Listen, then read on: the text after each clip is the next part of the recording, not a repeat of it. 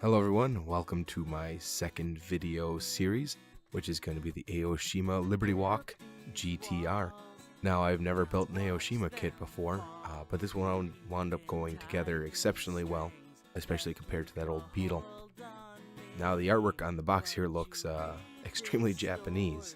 Some really unusual decisions they made here, but it looks good, extra glossy, looks very nice, some great pictures of the car.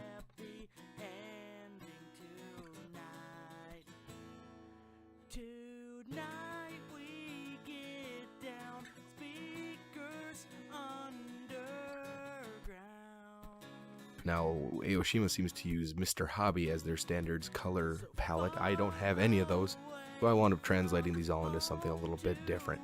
So here's the contents of the box. You can see we got the car body right here, which is molded fantastically. It looks really good. Really no issues here. A couple of really minor mold lines, but nothing crazy at all. Now, this kit doesn't come with an engine. I was considering buying their regular GTR kit, which does, and installing it in here, but I did not.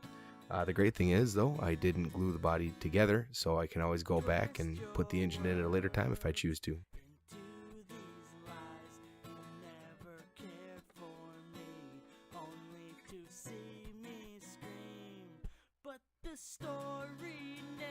First brew, we have the interior, steering wheel, dashboard, door panels, that kind of stuff. Again, everything's molded absolutely fantastically, so really nothing needs to be done here other than paint. And this brew is the hood, the mirrors, the side skirts, and the wiper cowl.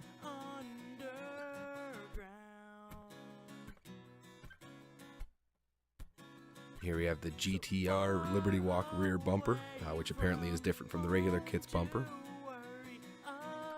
We have the headlight buckets. You get two sets of these, one for the Libertywalk, one for the regular GTR. I can't really tell the difference. Here we have the first brew of clear plastic parts with the headlight covers and the taillight inserts.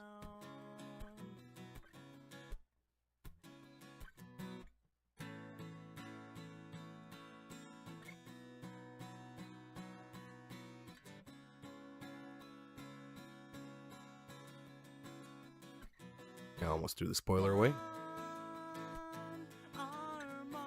The next bag contains a couple sprues that both have interior tubs and dashboards. Again, there must be a difference for the Libertywalk version. I can't see it, but you can never hurt getting extra parts.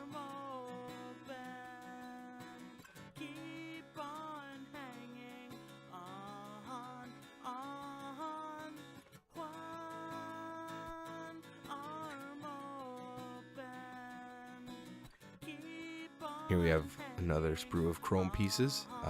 Again, the other set of headlight buckets, the taillight inserts, tailpipe, stuff like that. And the spoiler.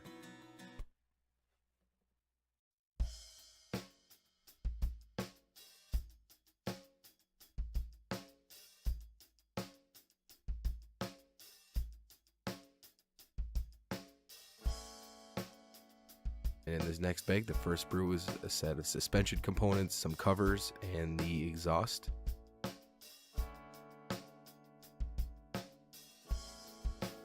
And here we have the bottom. I'm not thrilled that everything is molded in, but they did a good job molding it. And after I painted everything up, it actually turned out pretty good. And here we have the brake rotors. I wound up removing the chrome from these because brake rotors aren't chrome. So you'll see that in a future video.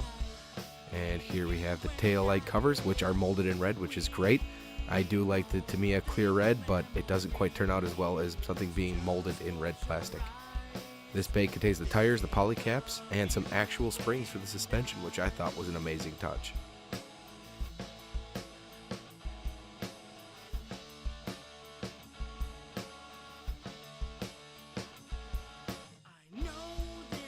And in this bag here, the first thing we have are the wide body kit for the Libertywalk edition, which you have to obviously apply yourself to the vehicle's body. And then here we have some more body components, the front bumper, and some undershields and stuff of that nature, and the intercooler. And finally, we have the tires, or the wheels rather, which are molded in two parts, which actually turned out really fantastic as far as the looks, and they are in fact pre-painted black.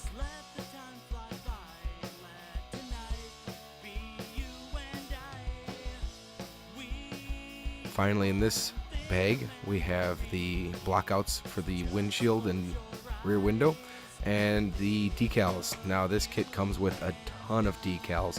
I didn't use them all. I was very choosy. I didn't want to go overboard. I think the actual Libertywalk vehicles tend to look a little crazy with all the stickers they put on them, so I used a little more reserve in which ones I used.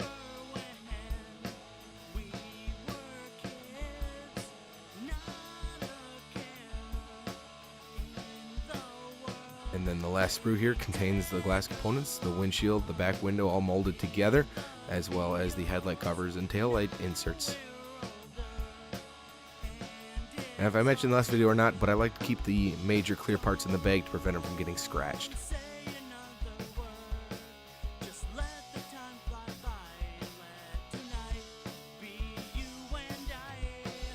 And then finally we have the instructions. Now these Aoshima kits, again, they call out for Mr. Hobby and another brand of color, which I don't have, but it's really not hard to translate them into what you do have if it's testers or Tamiya or what have you. You also notice you have to cut out some of the body to get the wide body kit to fit properly. Not that big a deal really. I'll show you how I made the templates and how I went about clearing out what I needed to clear out. As far as the rest of the instructions, they're perfectly detailed. I had absolutely no issues putting anything together. Everything went together great, and the instructions were extremely helpful in that.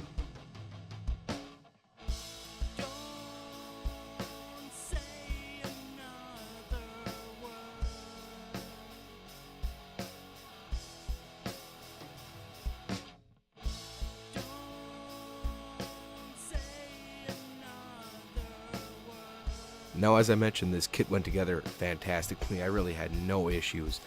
If you follow me on Instagram, I did put a couple preview pictures up. I actually had this kit completely finished while I was still editing the videos for the Beatles, so it's been done for a little while. So again, thank you for watching. Thank you for joining me. If you haven't already done so, please go ahead and subscribe. Feel free to leave me any sort of feedback. I'd greatly appreciate it. And we'll see you next time for the beginning of the Aoshima GTR build. Thank you. Have a great day.